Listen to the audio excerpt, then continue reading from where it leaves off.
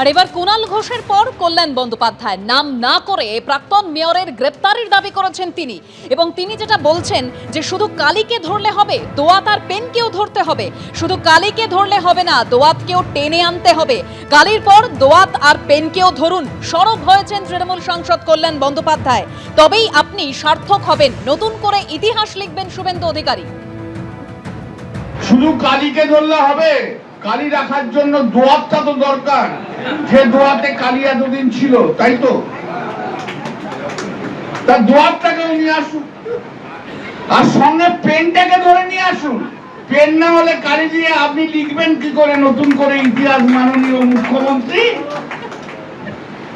শুধু কালী ধরলে হবে না, দোয়াতটাকেও টেনে নিয়ে আসতে হবে। আর ওই পেনটা, যে পেনটা দিয়ে কালীকে বেশি ইউটিলাইজ করতো, সেই পেনটাকেও ধরে নিয়ে আসুন। তবে আপনি সার্থক হবেন, তবে আপনি নতুন করে আপনার ইতিহাস লিখবেন, মাননীয় শুভেন্দু অধিকারী মুখ্যমন্ত্রী পশ্চিম বাংলায়। কিন্তু প্রবলেম হচ্ছে কি আপনারা জানেন, কালীকে তো নিয়ে এলেন, দোয়াতটা আর পেনটা দুটোই আপনার বিটিমের মধ্যে রয়ে গেছে, তাদের আর ধরতে পারছেন না, তাদের আর আপনি ধরতে পারছেন না। তাদেরকে ধরতে হবে, তাদের না ধরলে কি করে হবে? গতকাল আবার ডেডলাইন দিয়ে ফিরহাদ হাকিমের গ্রেফতারি দাবি করেছিলেন কুণাল ঘোষ। যদি আজ 5টার আগে অ্যারেস্ট হন ফিরহাদ হাকিম, তাহলে বুঝবো শুভেন্দু অধিকারী যা দেখিয়েছেন ঠিক করেছেন, সততার সঙ্গে দেখিয়েছেন। কিন্তু যদি দেখা যায় যে ফিরহাদ হাকিম অ্যারেস্ট হচ্ছেন না, তাহলে ধরে নিতে হবে শুভেন্দু অধিকারী ফিরহাদ হাকিমের এই সইটাকে রাজনৈতিক চাপ হিসেবে ব্যবহার করছেন, যাতে বাঁচতে গেলে তৃণমূলটার পিঠে ছুরি মারুন এবং বাকি কাউন্সিলরদেরকে ফোন করে করে নিয়ে আসুন। কোন কি হাতি করাতে গেছেন। 1 মাস জেলে গেলে কিচ্ছু এসে যায় না, মন্তব্য করেছেন মহুয়া মৈত্র। কর্মীদের বলছি যে আগেকার দিনে কে 1998 সালে কেউ ব্রিটিশ আমল থেকে তৃণমূল করেছে আর দেখার দরকার নেই। I have had enough of this netas. যে যাবে যাক, এই এখন বাংলার ইতিহাস এবং তৃণমূল কংগ্রেসের ইতিহাস আজকের দিন থেকে লেখা হবে। যদি দিদির সৈনিক হয় তাহলে 10টা কেস খেতে হবে। 1 মাস জেলে গেলে কেউ মরে যায় না ভাই, আমাদের অনেক লোক জেলে গেছে, বেল পেয়ে 3 সপ্তাহ পর বেরিয়ে এসছে, কি আছে?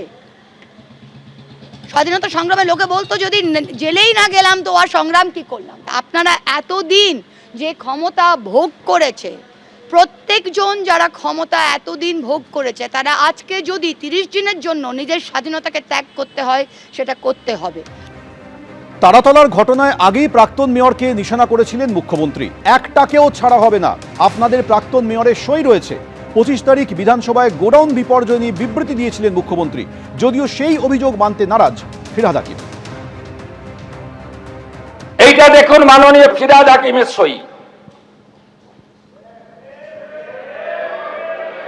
দেখুন পুরো আমরা এটা বের করেছি। দেখুন ফল্টি ডিজাইন, এইটা বিল্ডিং প্ল্যানের নকশা, কাউকে ছাড়া হবে না। এ আপনাদের পাপের ফল। সব জায়গায় টাকা নিতে নিতে এই সিটি অফ জয়কে এবং বৃহত্তর কলকাতাকে মৃত্যুপুরীতে আপনারা পরিণত করেছেন। একাধিক ইনসিডেন্ট, গার্ডেন রিচ থেকে শুরু করে শিক্ষা নেননি, সংশোধন করেননি। গার্ডেন রিচের ধ্বংসস্তূপে আপনার জেলা মুর্শিদাবাদের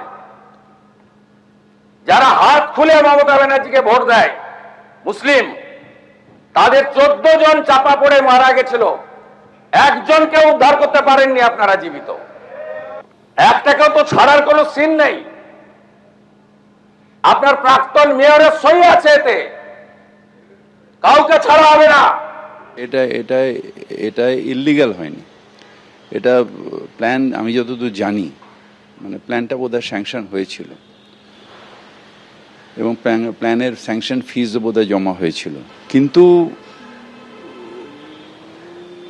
এটা যখন হচ্ছিল তখন যে সুপারভিশন সেটার বোধহয় গাফিলতি ছিল।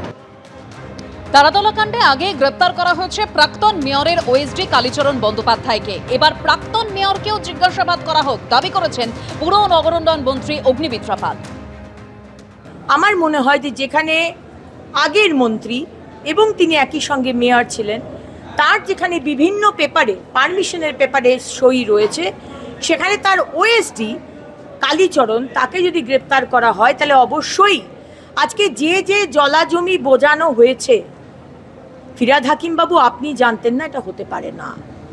জলাজমি বুঝিয়ে বাড়ি তৈরি করা হলো, জলাজমি বোঝালো, আপনার পুলিশ, আপনাদের প্রশাসন, আপনার অফিসার তারা জানলো না, আপনি জানলেন না, আর বাড়িটা হয়ে গেল 1 বছরের মধ্যে, এটা হতে পারে না।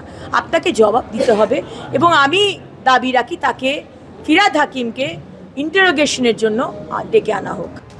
এবিপি আনন্দ, এগিয়ে থাকে, এগিয়ে রাখে।